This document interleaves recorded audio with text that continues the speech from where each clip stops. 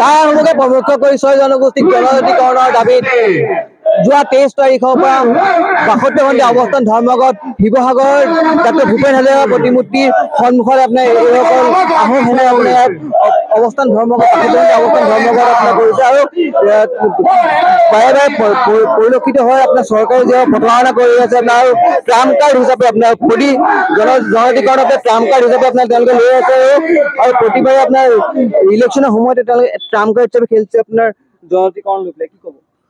আচলতে জনজাতিকৰণৰ বিষয়টো যি ধৰণে কংগ্ৰেছ চৰকাৰে দীৰ্ঘদিন হৈ আমাক প্ৰতাৰণা কৰিলে, একেধৰণে বিজেপি চৰকাৰে আজি বিগত প্ৰায় 14 চনৰ পৰাই নৰেন্দ্ৰ মোদীয়ে কৈছিলে যে নিৰ্বাচন হোৱাৰ পাছত যদি আমি নিৰ্বাচনত অধিষ্ঠিত হওঁ, শাসনত অধিষ্ঠিত হওঁ, আমি 6 মাহৰ ভিতৰতে আমি 6 জনগোষ্ঠীক জনজাতি কৰিম বুলি কৈছিলে।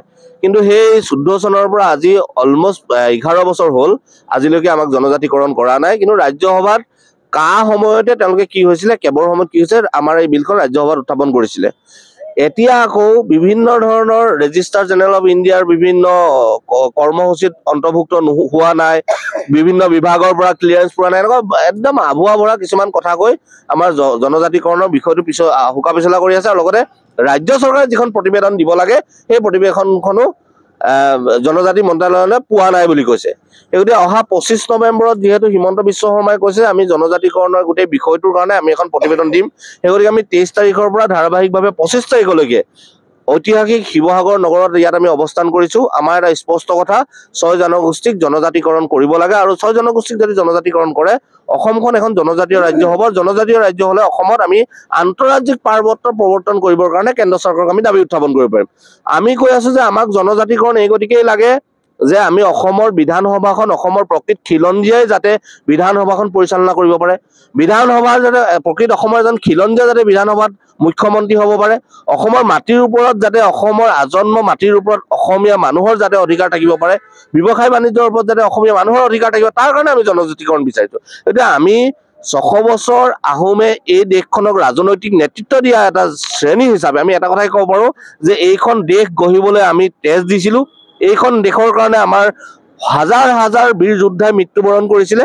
গতিকে আজিৰ তাৰিখত আমি যদি কাৰোবাৰ লগত যুঁজিব লাগে যুঁজিম, কিন্তু যিহেতু ভাৰতীয় সংবিধানে যিটো এটা সুস্থিৰ ব্যৱস্থা কৰি দিছে যে জনজাতীয় ৰাজ্যত ভূমিৰ অধিকাৰ থাকিব, মাটিৰ ওপৰত মানুহৰ অধিকাৰ থাকিব, সম্পদৰ ওপৰত সেই খিলঞ্জীয়া মানুহৰ অধিকাৰ থাকিব, গতিকে সংবিধানৰ গণ্ডিৰ ভিতৰতে এই দাবীকেইটা কৰিছো।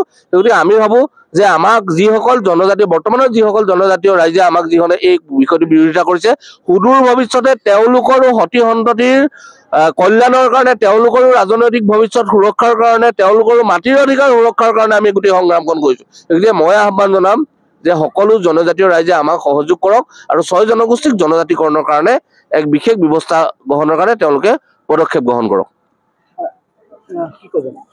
চাওক, আচলতে জনজাতিকৰণটো হ'ল আমাৰ ন্যায্য দাবী আৰু ন্যায্য দাবীৰ কাৰণে বিগত সময়ৰ পৰা আচলতে আমি বহু আমাৰ প্ৰতিঘাত কৰি আহিছো, বহু প্ৰতিঘাত পাই আহিছো।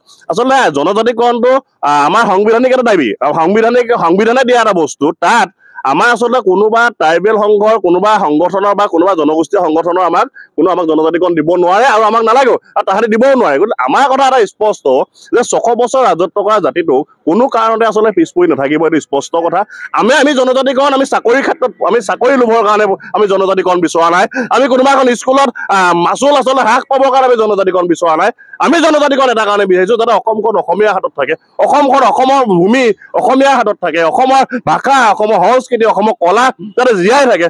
বহিৰাগত আচলতে আগ্ৰাসনে আচলতে আমাৰ যি ভাষা আমাৰ সংস্কৃতিক যাতে গ্ৰাস কৰিব নোৱাৰে, আমি তাৰ কাৰণে আচলতে আমি এছটি বিচাৰিছো, আমি জনজাতিকৰণ বিচাৰিছো। তেনেস্থলত আমাৰ আচলতে 6 জনগোষ্ঠী জনজাতিকৰণক আচলতে বিৰোধিতা কৰি কোনোবা বহিৰাগত এটা মন্ত্ৰীৰ নেপথ্যত আচলতে কোনোবাই তৈলমৰ্দন কৰি 6 জনগোষ্ঠীক ঘুচিয়াই মুখ ভাগি বা 6 জনগোষ্ঠীক অকথ্য গালি পৰা সেইটো কোনো কাৰণে গ্ৰহণযোগ্য নহয়। আমি স্পষ্টকৈ আদিত্য ৰখাক এটা কথা স্পষ্টকৈ আমি ক'ব বিচাৰিছো যে আচলতে আহোমৰ জাতিটো জানেই, আহোমৰ জাতিটো হ'ল 17 বাৰকে আচলতে মোগল খেদা জাতি। বোলে আপোনাক আমি এটা কথা সকীয়াই দিব বিচাৰিছো, ইয়াৰ পৰাই এই তৈলমৰ্দন চৰিত্ৰটো আপোনাৰ থাকিব পাৰে, কাৰোবাৰ ভৰিত ধৰি কাৰোবাৰ তেল মাৰি আচলতে আপুনি ট্ৰাইবেল বেল্টত অধীনত আপুনি মাটি গ্ৰহণ কৰিব পাৰে, মাটি কিনিব পাৰে, তেনে অৱস্থাত সেই সংগঠনখিনি মনে থাকিব পাৰে। কিন্তু আহোম কেতিয়াও কিন্তু সেই ক্ষেত্ৰত ক্ষান্ত নাথাকে, আমি স্পষ্টকৈ কৈছো। গতিকে আহোমক যিটো উচ্চত আচলতে আচলতে আমাৰ ন্যায্য পাত্ৰ দাবী যিটো আচলতে 6 জনগোষ্ঠী জনজাতিকৰণ, সেই জনজাতিকৰণ আচলতে তাই মুখে প্ৰমুখ্য কৰি 6 জনগোষ্ঠী জনজাতিকৰণ যেতিয়ালৈকে প্ৰদান নহয় তেতিয়ালৈকে আমাৰ এই সংগ্ৰাম চলি গৈ থাকিব।